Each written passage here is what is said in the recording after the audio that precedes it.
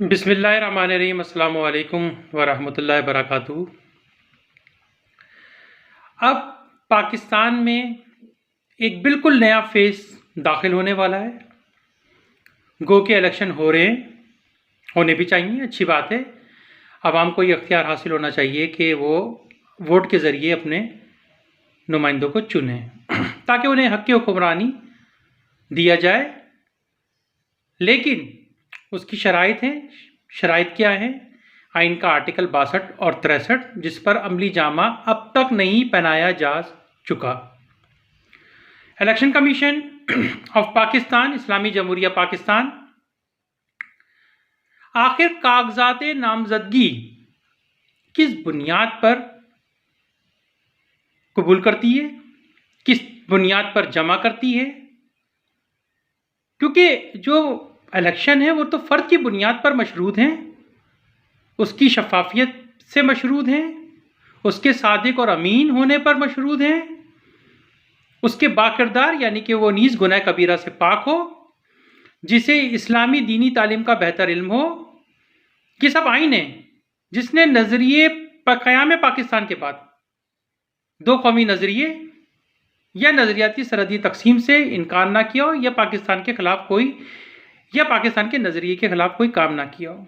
ये बात मैं आप शायद 5वीं जमात का बच्चा भी जानता होगा कि पाकिस्तान के मारिज़ वजूद आने की सिर्फ़ एक ही वजह है कि हम बर सग़ीर में मुसलमानों की जो अक़लियती हैसियत थी और जिस तरीके से हिंदुओं का डोमिनेशन था, उससे आज़ादी चाहते थे। और उस आज़ादी का समर ये मिला कि बट के रहेगा हिंदुस्तान, बन के रहेगा पाकिस्तान। पाकिस्तान का मतलब क्या? ला इलाहा इल्लल्लाह मोहम्मदुर रसूलुल्लाह, और पाकिस्तान इस्लामी जमहूरिया पाकिस्तान बन गया।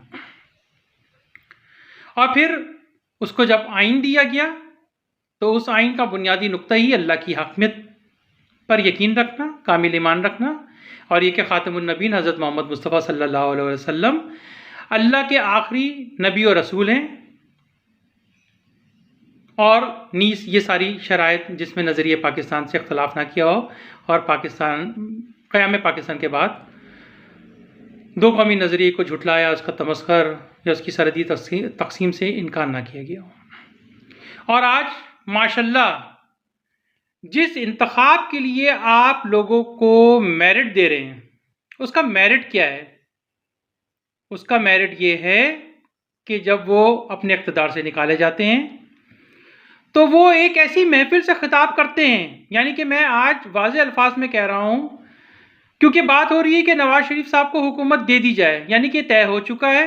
तो पहली बात तो ये कि इलेक्शन बिल्कुल ही मुतनाज़ा है कि जब दे दिया जाए तो इसका मतलब फ़ैसला हो चुका है, और ये सारा कुछ जो है वो ढोंग ड्रामा और रचाया जा रहा है। इससे पहले वो एक इमरान खान साहब थे, उनको भी हुकूमत दिए जाने का फ़ैसला हो चुका था, तो वो भी सारे इलेक्शन ढोंग ड्रामा। लेकिन देखिए बिलाखिर आपने उस शख्स को किस बुनियाद पे निकाला? सीता वाइट केस पे, यानी उसके बाकिरदार ना होने पर। फिर जो कुछ उसने नमरूद के दावे किए कि जैसे तमाम लोग अल्लाह का पैगाम, जैसे तमाम अंबिया, नौज़ुबिल्लाह सुनिए गौर से, जैसे तमाम अंबिया अल्लाह का पैगाम लेकर आम इंसानों में जाते हैं, इस तरीके से आप भी मेरा पैगाम नौज़ुबिल्लाह तमाम इंसानों में लेके जाएं। ये नमरूद का दावा है।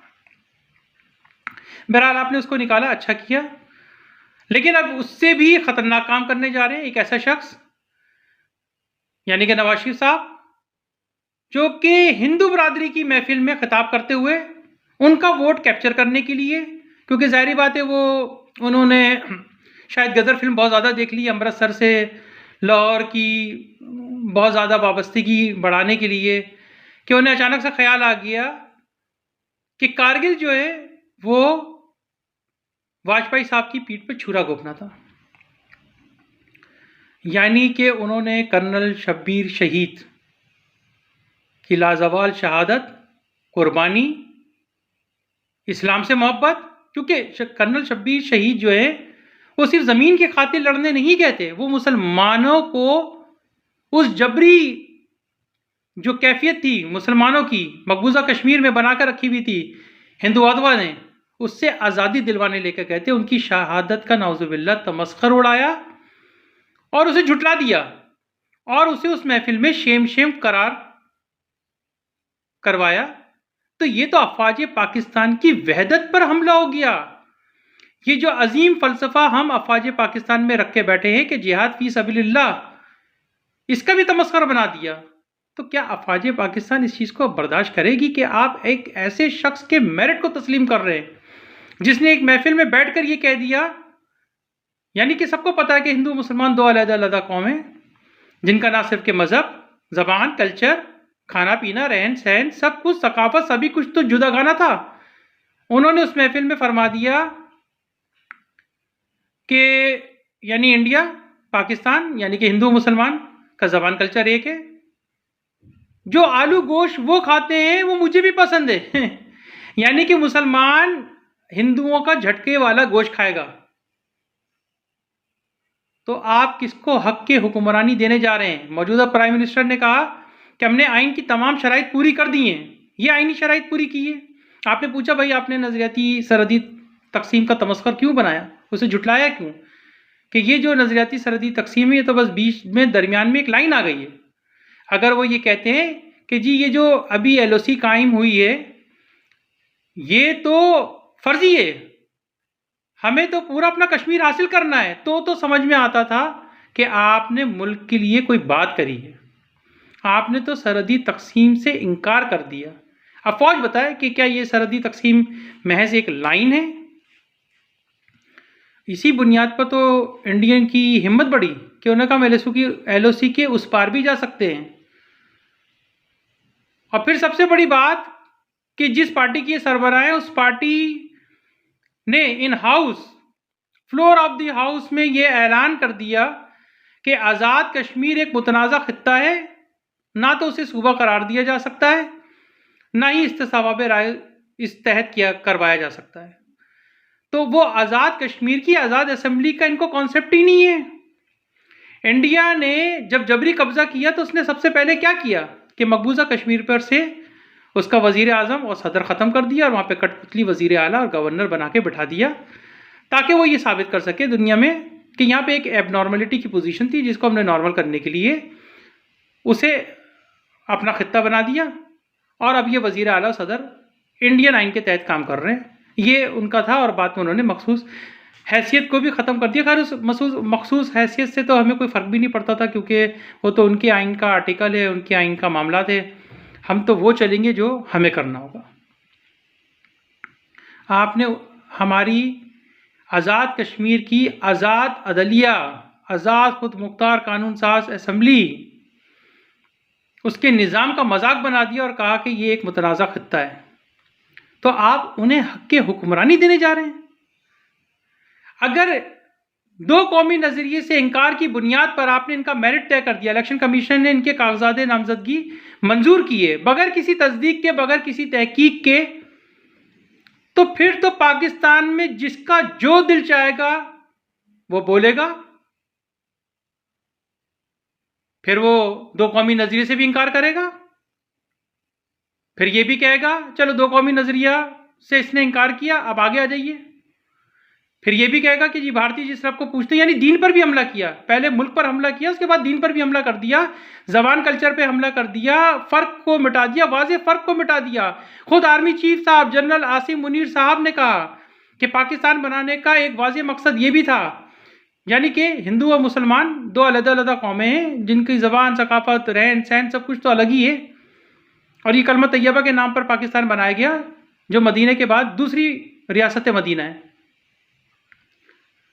मौजूदा chief justice supreme court of Pakistan यानी चीफ जस्टिस ऑफ पाकिस्तान ने कहा कि ये मुल्क इस्लामी है, लेकिन यहाँ पे इस्लाम के नाम पर कुछ नहीं होता। तो ये वक्त आ गया आप इस्लाम के नाम पे कुछ करके दिखाएं।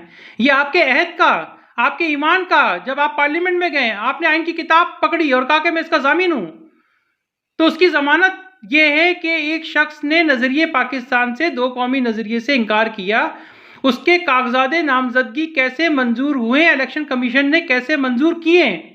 इलेक्शन कमीशन सुप्रीम कोर्ट में बतौर मुल्जिम खड़ा हो जाएगा।